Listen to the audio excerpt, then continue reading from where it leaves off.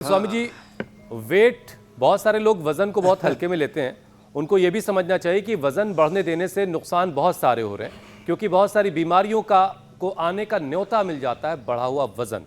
तो Swami ji, diabetes, heart disease, liver, kidney function में गड़बड़ी तो होती है। इसका कौन बड़ा खतरनाक है। तो स्वामी जी, जरा वाइटल ऑर्गन्स को हेल्दी रखने में पानी का क्या रोल है, एक बात ये समझाइए, और साथ साथ जरा अभ्यास करवाइए ताकि हार्ट, लीवर, किडनी और पैनक्रियाज को एक्टिव रखा जा सके योगाभ्यास के जरिए, अगर वेट लॉस वाले अभ्यास कंप्लीट हो गए हैं तो देखो, ये तो हो गए 5 मुख्य हैं। वैसे तो हम 10-12 कराते हैं। स्थित कोणासन, चक्की आसन के साथ साथ भुजंगासन, सर्वासन भी कराते हैं, उल्टे लेट करके।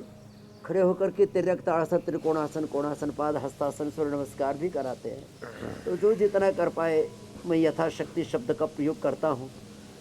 बाकी कोई लेट करके मात्र ये अर्धलासन, पाद वृत्तासन, द्विचक्रिकासन ही कर ले, बैठ के स्थित कोणासन, चक्की आसन कर ले, इतने से ही बात बन जाती है। और जब पानी पूरा नहीं मिलता तो टॉक्सिन सबसे ज़्यादा जमा होते हैं लीवर में, किडनी में। पानी पूरा प्रॉपर नहीं मिलता तो सब जो खाते हैं वो खाना मल जो है आंतों से चिपका रह जाता है। तो 3 जगह सबसे ज़्यादा गड़बड़ घोटाला होता है पानी कम पीने से। आंतों से मल चिपकता है, लिवर किडनी में टॉक्सिन्स इकट्ठे हो जाते हैं और फिर वो हार्ट तक जाते हैं, फिर ब्रेन तक जाते हैं, नर्वस सिस्टम में जाते हैं। पूरे शरीर में टॉक्सिन्स, ऑक्सीडेंट्स इन्फ्लेमेशन के तौर पर उभरते हैं और उससे अलग अलग प्रकार के रोग हो जाते हैं। तो पवन मुक्तासन, तो स्वामी जी यहाँ मैं जरा सा रोक रहा हूँ आपको। किडनी के लिए, आंतों के लिए बेस्ट है ये 2 अभ्यास। तो आपने ये जो बात बताई कि ये पानी नहीं पीने से, पानी कम पीने से लीवर में, किडनी में टॉक्सिन्स जमा होते हैं। तो जब उपवास रख रहा होता है कोई, निर्जला व्रत रख रहा होता है कोई, रोजा रख रहा होता है कोई, तो उस वक्त फिर ये कैसे फायदा पहुंचा रहा होता है जब पानी नहीं इनटेक हो रहा है? तो देखो, हाँ देखो, उसमें भी 2 बातें हैं। एक तो सजल उपवास है, एक निर्जल उपवास है जी।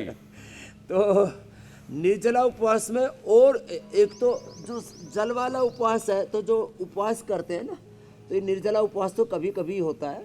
और वैसे जो इस्लाम में रोज़ा की बात है या हिंदू धर्म में जो उपवास, जैन धर्म में जो उपवास की बात है, उसमें खाना बंद करते, पानी पीते हैं, एक बात।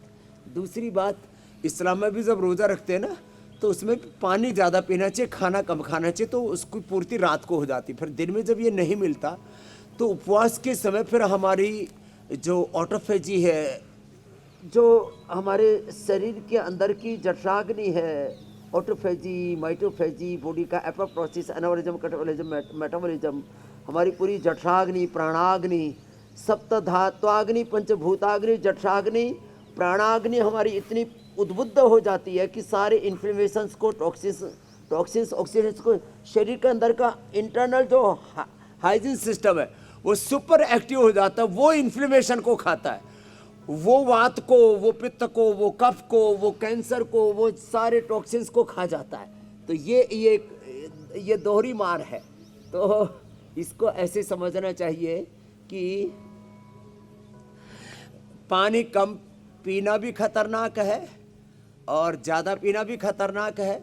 और एक बार पानी पिया और फिर बीच में जब गैप दे दिया, और उस समय फिर जो शरीर की अग्नि उद्बुद्ध होगी, जागृत होगी, उससे फिर जो है ये शरीर के सारे ऑक्सीडेंट्स, टॉक्सिन्स भी खत्म हो जाएंगे। ये अगली बात है तो बात बात में ना, वाद में तत्व ज्ञान सन्निहित है, ये ही तो बड़ी बात है।